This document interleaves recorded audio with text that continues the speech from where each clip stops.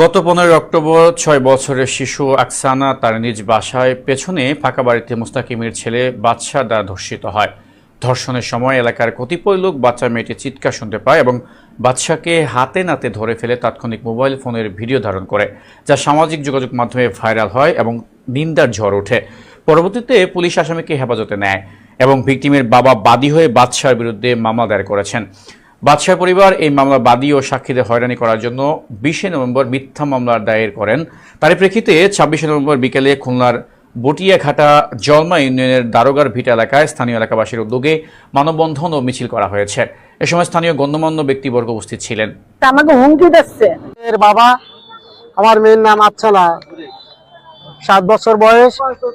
একে বাসা আমাদের পাশের বাসায় নিয়ে দর্শন করা হয়, একটা খালি করে নিয়ে।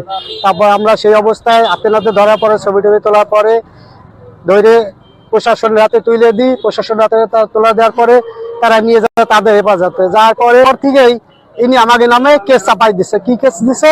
আমাকে 5 জনের নাম দিছে, 6 জনের নামে কেস দিছে। আমি প্রধান আসামি, আমার দিছে ওনার গলায় বলে হার ছিল, সেই হার জেলে ছিঁড়ে নিয়েছি, এই কেস দিছে। স্যার ফাঁসি চাই।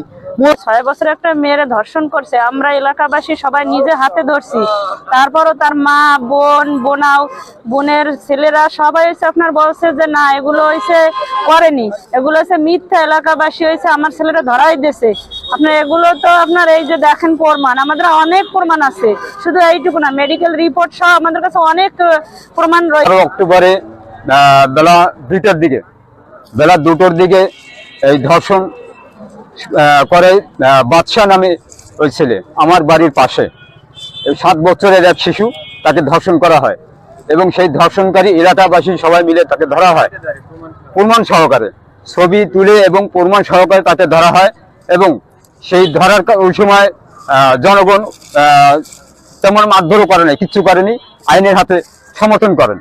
এবং তারপরে ওই আসামি পক্ষরা যারা ধরিছে এই মামলা, ওই মামলার যারা হয়েছিল, সাক্ষী হয়েছিল, তাদের নামে উল্টো মামলা দেওয়া হয়েছে।